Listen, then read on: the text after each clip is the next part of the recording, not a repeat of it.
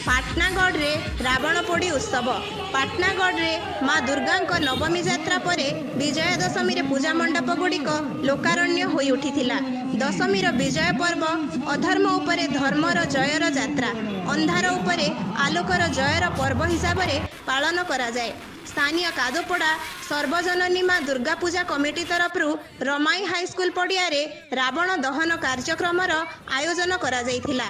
संध्या समय रे राम लक्ष्मण हनुमान एवं रावण पटुआर कादोपड़ा दुर्गा पूजा मंडपरू बाहरी रमाई हाईस्कूल पड़िया रे पहुंचला। मनलोभा आतिशबाजी सहित रावण दहन करा जाइथिला। हजार हजार संख्यार लोक एही उत्सवर मजा नैथिले। रावण भूमिका रे गोकुल मेहर बेस चमत्कार अभिनय करिथिले। पुलिस पक्षरु ट्रैफिक व्यवस्था बहुत कड़ाकड़ी करा जाइथिला।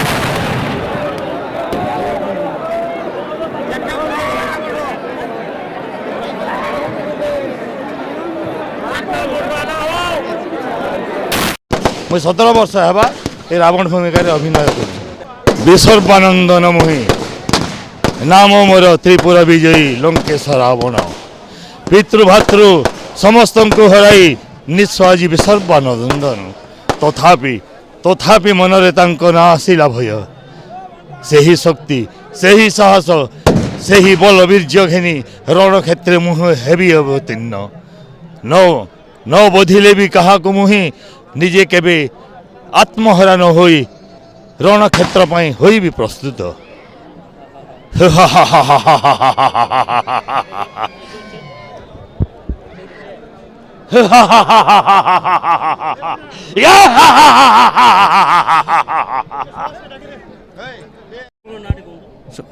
मोर ना सुभाष चंद्र मेहर कादोपड़ा पाटनागढ़।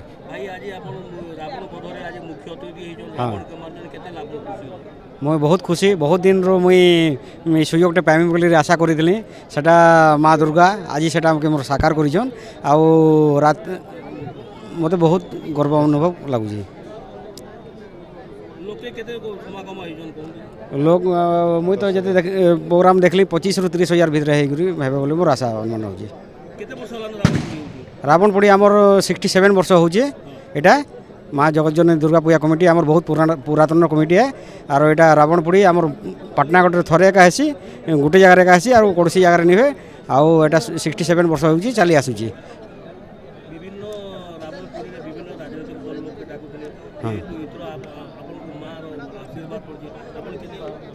मुझे तो बहुत खुशी जोटा कि तमने माँ आज मते आशीर्वाद करिछन मोर भाई तुच्छ गोटे साधारण तमने गोटे कमिटीर सदस्यटे मु आज मोर पड़ावासी मोर जगज्जननी दुर्गा पूजा कमिटी मते जो शांत देछन रावण पोड़ी रे मुख्य अतिथि हिसाब से मते करिछन मु बहुत खुशी मोर माँ दुर्गा के मु बहुत आभारी निश्चय निश्चय मुझे तो भावी ये सबुदिन के मुई 5-7 वर्ष जब कंटिन्यू भी जब कपड़ा वाले जब कमिटी जब चाहबा बेले मुई तमने इच्छाकृत अच्छे।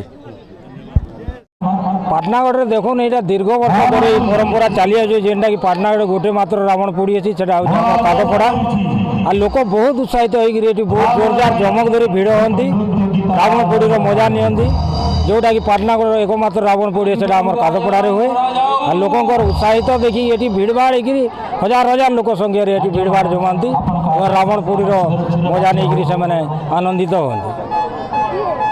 पल्ली बहुत लोग आसुन जेनटा कि जगह नहीं मिले इन रहार लगी पूरा हाईस्कूल पड़िया जो पेक हो जासी पूरा सब एरिया आम आंचलिक एरिया समस्त पाटनागढ़ रमा हाईस्कूल पड़िया आसन देखबार लगी मिनिमम 30-40 हजार लोक ये आसिक जमा होचन जेनटा कि रावण पोड़ी आनंद मजा नौन।